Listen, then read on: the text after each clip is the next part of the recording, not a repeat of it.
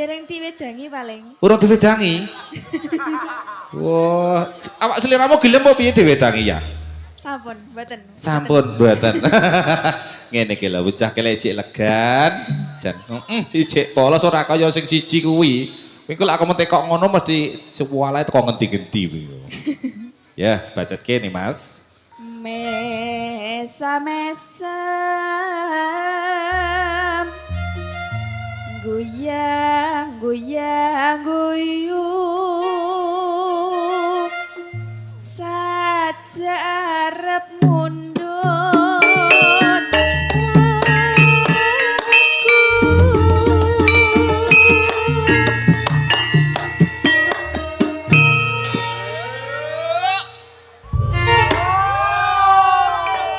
Lah, ya ngono sajake. ngoten lho Pak. Nah, lho Ben. kadang-kadang dimidangetne lho, Sinoman nggih ngoten lho Pak. Jan polos tenanan gah. Kayak tukang keyboard klokap klakepan kayak piye ta? Lah yo kancane senggak kok. Banter dhewe. Banter dhewe, Mas. Ah, Oke.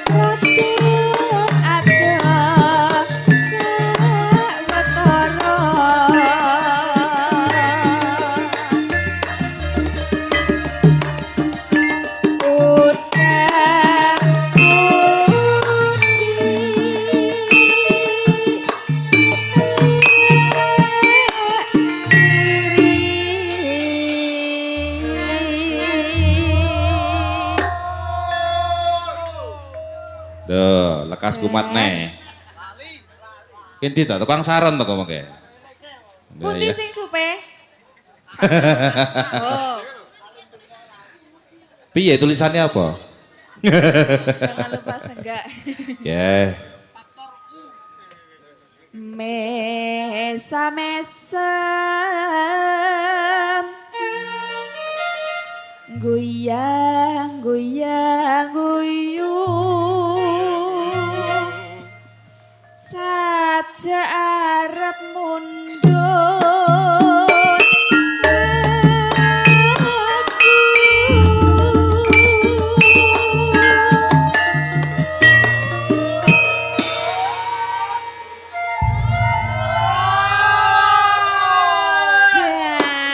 Justice pokok elek cipta laras. Dia tak gitik tapi yo salokan sebagian. Niku pun sajane pun jangkep napa dereng to, Pak? Sampun nggih. Oh, berarti ya enek sing. Oke. Pripun? Oh, nggih. Mereka tetep katon ugi pinaturan nggih sugeng pinarak lelenggan Ibu nggih sanambi krabi menika kadosipun dedaharan ugi sampun nggih dipun sampetaken dening para kanca-kanca Karang Taruna juru ladi ingkang mangken wonten aladan Pesok Kujan Desa Jombok Kecamatan Pule nggih menika ugi mangke mumpun kesesok kundur sak bibaripun adicara inti lung tinampen mangke ingkang badhe ngersakaken langan beksan tayub menika kasumagaken menika nggih menika pun kesesok kundur menika kadang-kadang pametri budaya saking grup tayub pakel niku kados-kados kuwi kathah menika nggih.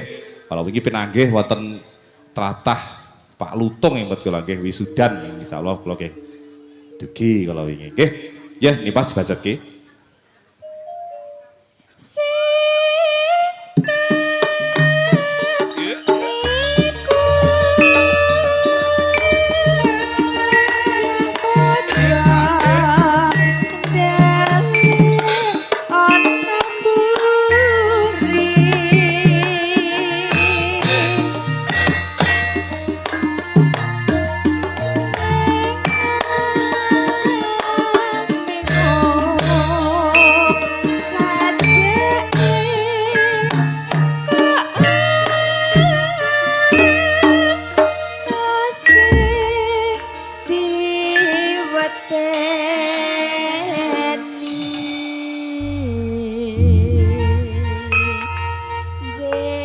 Setunggal langgam sampun